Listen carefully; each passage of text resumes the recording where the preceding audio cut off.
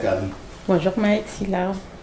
Ravi de te retrouver dans cette émission qui s'appelle Woneko, qui veut dire voir et faire savoir et en même temps s'ouvrir vers le monde. Donc c'est un réel moment de partage et d'ouverture que je vais essayer de faire profiter aux téléspectateurs de la DSN TV, qui est la vitrine du Sénégal et sa diaspora. Aujourd'hui, nous avons la chance d'avoir quelqu'un d'une très grande ouverture d'esprit, de constructivisme, et qui a éventuellement travaillé beaucoup avec beaucoup de startups ici en France et à l'étranger. Nous avons aussi la chance d'avoir une personne d'une qualité vraiment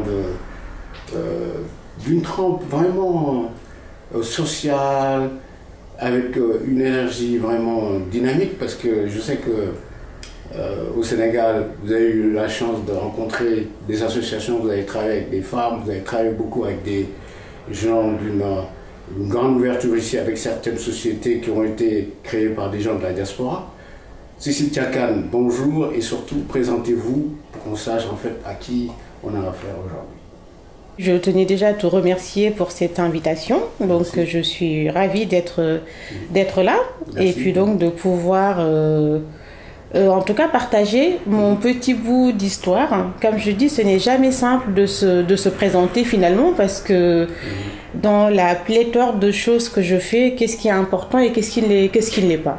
Donc moi, je suis plutôt de formation marketing. Ouais. Donc voilà, j'ai longtemps travaillé en agence conseil en communication, où je montais des projets donc pour le lancement, ou en tout cas faire connaître des produits et des marques. Et puis en fait, à un moment, j'ai eu envie de faire autre chose. J'ai eu envie de faire autre chose qui soit... en tout cas, qui soit plus en adéquation avec ma vision de l'époque. Donc voilà, donc je suis un peu allée bosser dans tout ce qui était domaine de nouvelles technologies, notamment dans le big data. Ouais. Donc voilà, où là, pour le coup, j'ai eu la chance et l'opportunité de bosser avec des startups qui étaient plutôt sur les champs de l'intelligence artificielle. Donc voilà, et de voir comment on pouvait mobiliser la donnée pour lancer des programmes, en fait, des projets, des produits aussi qui seraient au service de l'humain, pour faire plus avancer les choses et profiter de la dynamique du numérique, en tout cas, pour être plutôt sur des projets à caractère social, caractère environnemental aussi, pour avoir plus d'impact, en fait, sur la vie des gens. Donc voilà, grosso modo, c'est sur ça. Après, moi, par contre, je ne me limite pas vraiment. Aujourd'hui, je pense que ce qui me donne plus satisfaction, d'ailleurs, c'est pas forcément le monde professionnel dans lequel j'évolue, mais c'est plutôt toutes mes activités, en fait, annexes, qui finalement me permettent d'aller à la rencontre des populations, de porter aussi des réflexions dans l'écriture d'articles, mais aussi pour tenir des tribunes, en fait, et une forte présence sur les réseaux sociaux qui me permettent justement de partager mes idées et puis d'inspirer les gens aussi, en fait, dans ce que je pense qu'on devrait plutôt mobiliser pour arriver à avoir une démarche constructive qui permette justement que ce soit ici en Europe, en Occident en tout cas, avec les diasporas africaines, en général les sénégalaises en particulier, mais aussi une fois dans nos pays d'origine, au Sénégal et en Afrique aussi, de pouvoir justement inspirer et toujours apporter aussi, pouvoir partager en tout cas cette expérience qu'on a acquis au cours de notre vie à l'étranger. Donc, si je comprends bien, vous êtes active dans tout ce qui touche dans l'esprit de la digitalisation de la connaissance, de ce que vous disiez tout à l'heure, que vous avez travaillé avec quelques startups ici. Est-ce que durant votre parcours, vous avez senti l'importance et l'utilité de la diaspora au sein de notre société en Afrique? Quel est le rapport, par exemple, que la diaspora peut apporter pour l'évolution de nos pays en Afrique? Alors, la diaspora, je trouve que la diaspora est une manne pour nos pays d'origine. Elle n'est pas forcément toujours mobilisée. On voit que la diaspora aujourd'hui, elle porte en tout cas sur les transferts d'argent, on voit très bien que c'est beaucoup plus que l'aide au développement. Donc justement, on connaît cette manne-là. Mais là où on doit arriver à créer de la valeur, c'est justement d'aller au-delà de cette aide de survie. c'est bien, c'est nécessaire, les familles sur place en ont besoin, mais on se rend compte qu'aujourd'hui, si on veut vraiment que la diaspora joue pleinement son rôle, il est important et nécessaire que les États, dans la définition de leur programme, puissent intégrer aussi les efforts de la diaspora et surtout aussi que la diaspora aussi puisse se mobiliser au sein d'associations structurées, de structures en tout cas, pour pouvoir justement trouver des modèles vertueux qui permettent justement de trouver des points focaux qui pourraient drainer tout cet argent que la diaspora apporte dans les pays d'origine et qu'on puisse en faire des investissements productifs. À votre avis, pourquoi il y a eu ce blocage encore qui est par exemple cette banque de la diaspora? J'en ai parlé l'autre jour, justement, j'en ai parlé avec Ben Basso, le député du Sénégal de l'extérieur. J'en ai parlé naturellement avec Ben Jaloun, j'en ai parlé avec Malick Dioum. Et vous aussi, donc il y a toujours ce problème qui est encore toujours là, l'attente. On a encore du mal à s'organiser pour que cette banque existe. C'est quoi les failles? C'est quoi cet apport qu'on n'a pas encore réussi alors que le digital est là, on a de quoi pouvoir naturellement y aller sans qu'il y ait des blocages à ce niveau-là. À votre avis, c'est quoi? Qu'est-ce qui nous empêche de contourner les Western Union, les RIA, tous ces MoneyGram et autres, qui sont là, qui sont des freins, quelque part, à ce qu'on s'organise mieux? Parce qu'on connaît nos problèmes, on n'est pas obligé d'aller chez les autres pour exister. Donc on le sait on a des intellos, tu en fais partie. Quels sont les apports sur lesquels on peut s'appuyer pour aller beaucoup plus vite et rattraper le temps perdu? Alors pour aller plus vite, je pense qu'aujourd'hui, comme tu le disais, le digital est une chance. Ça permet d'aller vite, ça permet aussi de pouvoir, en tout cas, créer des synergies porteuses. Mais les blocages viennent aussi un peu des États. Je peux imaginer aussi le lobby de tous ces organismes internationaux de transfert d'argent. C'est clair que le jour où on arrive à contourner Western Union, MoneyGram et tout le reste, RIA, tout ça, c'est sûr que pour eux, c'est des parts de marché de perdus. Donc voilà. Donc eux, c'est sûr qu'ils ne vont pas nous faciliter la tâche. Et c'est pour ça qu'aujourd'hui, on doit pouvoir être capable de trouver en tout cas des solutions. Moi, j'avais accompagné le Fonds GAD, qui est le Fonds de garantie de la diaspora sénégalaise en fait, qui était une structure portée par des Sénégalais qui sont basés aux États-Unis. Et je sais que ce qui a bloqué, c'était vraiment dans les autorisations bancaires plus au Sénégal, parce que ça prend du temps de mettre tout ça en place. Au niveau de l'État du Sénégal, mais pourquoi il manque de volonté d'accompagnement des gens de la diaspora sur des sujets comme celui-là, qui sont des sujets économiques, ou d'autres projets d'ailleurs, parce que celui-là, c'en est un. Mais il y a encore d'autres projets où nos États sont à la traîne pour nous accompagner dignement, parce qu'avec tout le savoir-faire qu'on a acquis ailleurs, une personne comme toi, il y a quand même de l'expérience qui est là, il y a un capital humain qui est quand même considérable au sein de la diaspora. Là, vous me dites un truc, je rebondis en disant, c'est quoi le problème que nos États ils ont par rapport à nous, gens de la diaspora? Moi, je dirais plutôt un manque de vision, un manque de leadership. Oui. Après, maintenant, de plus en plus, on se rend compte que les États sont structurés quand même avec des ministères, en tout cas, qui sont dédiés au Sénégal, en tout cas aux Sénégalais de la diaspora comme au Sénégal. Et quand on prend d'autres pays aussi, ça existe, où la haute autorité de la diaspora sénégalaise, malienne, tout ça. Donc, ça permet quand même de pouvoir aussi structurer, en fait, cet accompagnement. Mais c'est vrai que c'est lent. C'est lent parce que je pense qu'il y a eu ce problème de leadership, de vision aussi. Et là, en tout cas, j'ose espérer qu'avec tout ce qui est mis en place, on va pouvoir avancer dans le bon sens. En tout cas, la diaspora est prête. Oui. La diaspora a envie de continuer à investir dans nos pays. Et on le voit, les pays du Maghreb sont en avance sur nous. Quand on voit les Marocains de l'étranger, les Tunisiens de l'étranger, c'est des gens avec qui j'ai déjà bossé quand j'étais en agence conseil. On accompagnait leurs banques, qui les accompagnait beaucoup dans de l'investissement immobilier, par exemple. Tout à fait. Et c'est vrai qu'au Sénégal, on s'est rendu compte que ce soit la BHS ou d'autres organismes bancaires n'avaient pas forcément le bon programme pour répondre en tout cas à ces attentes de la diaspora en termes d'investissement immobilier. Là, les choses se structurent davantage. Et donc, ça a pris du temps, mais là, je pense qu'on tient le bon bout. Oui. Et finalement, j'ose espérer que les choses avanceront et avanceront dans le bon sens. Non, parce que quand même, si on regarde quand même, les banques marocaines sont très présentes au Sénégal, ils ont une super part de marché, ils détiennent quand même un capital qui est quand même très important au niveau de tout ce qui est investissement, même l'immobilier, on le sait, parce que moi j'ai eu l'occasion de participer au salon de l'immobilier du Sénégal, et j'ai vu que les Marocains déjà étaient complètement pas forcément monopolisants, parce qu'il y avait BHS, mais ce que je trouvais quand même dommage, c'est qu'on n'a pas encore vraiment des outils sur lesquels appuyer la diaspora pour que le levier soit levé et qu'on arrive à accompagner, pas qu'au niveau du banking, hein, mais sur d'autres secteurs aussi sur lesquels la diaspora est présente et qu'on a envie que nos gouvernants viennent vers nous, ou on va vers eux, en tout cas, qu'il y ait même des rencontres qui puissent se faire.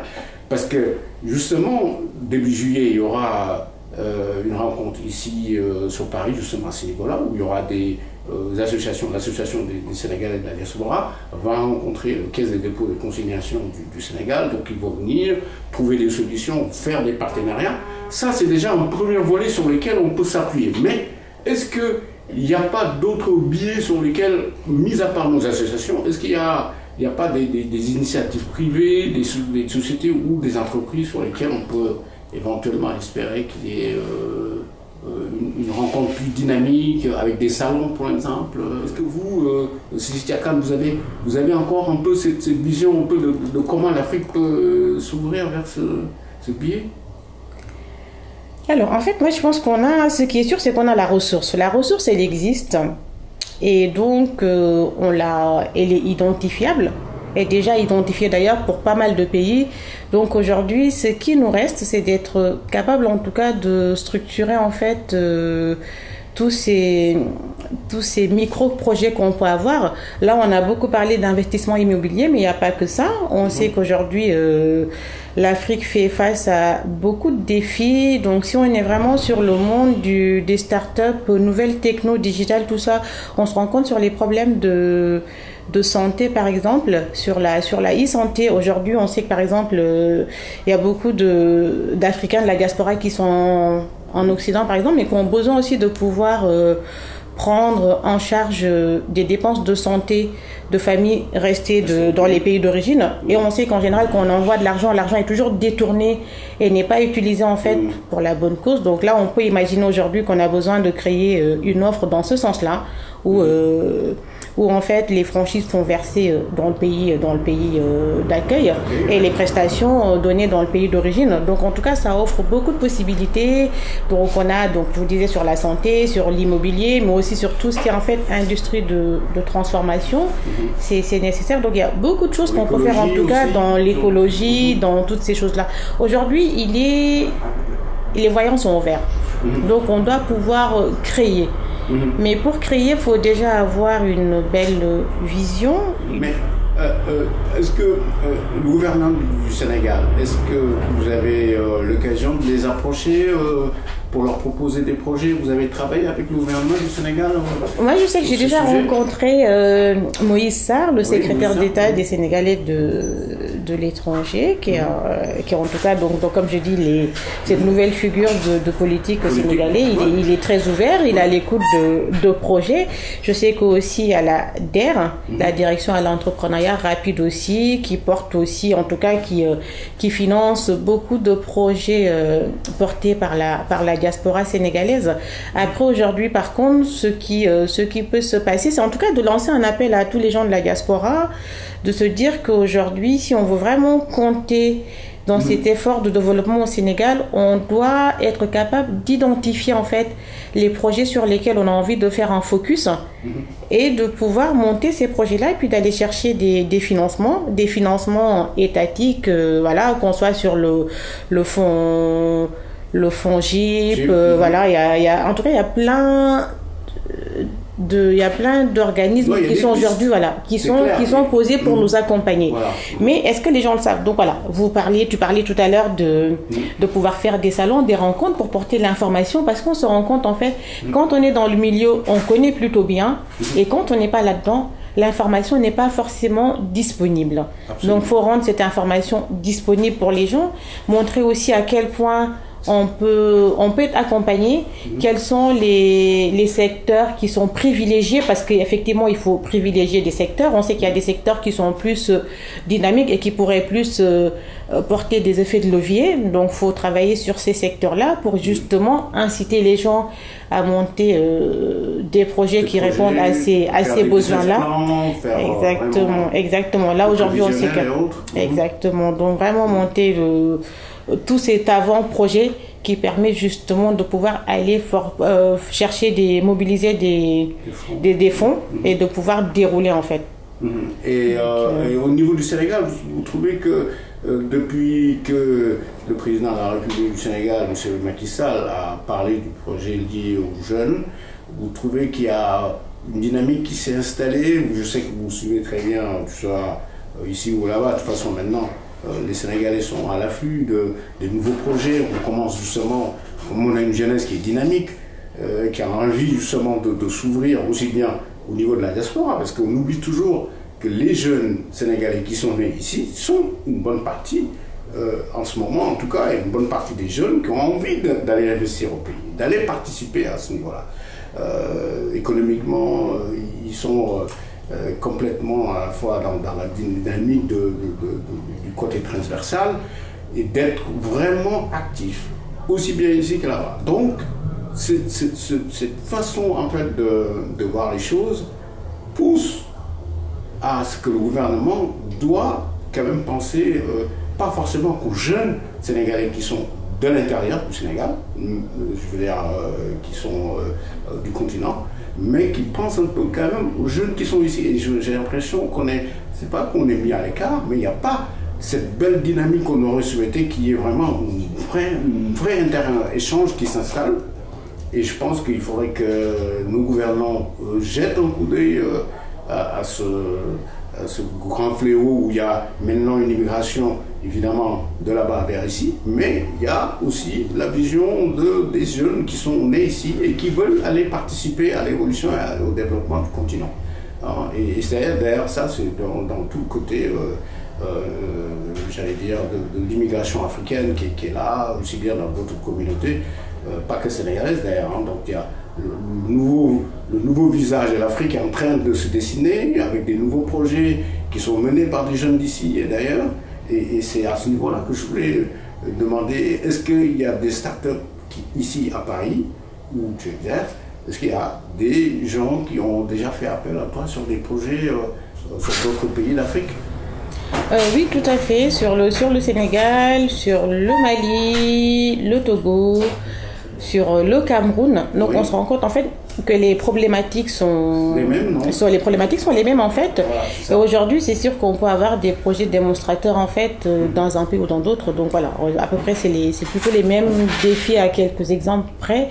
Et que donc aujourd'hui, il est possible de pouvoir en tout cas faire un projet démonstrateur au Sénégal et de pouvoir justement le transposer dans d'autres pays de la sous-région. Donc ça existe. Mais ce qui est important aujourd'hui, c'est de pouvoir en fait être dans cette vision, de se dire en fait que l'Afrique a besoin de sa diaspora ou de ses diasporas, que ces diasporas sont plurielles. Donc on a les enfants qui sont nés ici de parents africains et qui ont besoin, en tout cas qui ressentent ce besoin de se reconnecter avec la terre d'origine. Mais je pense aussi en fait aux diasporas de la Caraïbe. Moi je connais plutôt bien la Guadeloupe où je vais assez souvent et régulièrement, quand j'y vais, je sens par exemple ce besoin qu'ils ont de pouvoir se reconnecter avec l'Afrique, la terre-mère. Et c'est des gens justement qui sont demandeurs de pouvoir justement retourner en Afrique. Et comme je leur dis toujours, exactement, mais comme je leur dis toujours, vous n'êtes pas attendus les bras ouverts en fait. N'y allez pas comme ça en pensant qu'on vous déroule le tapis rouge, ben non.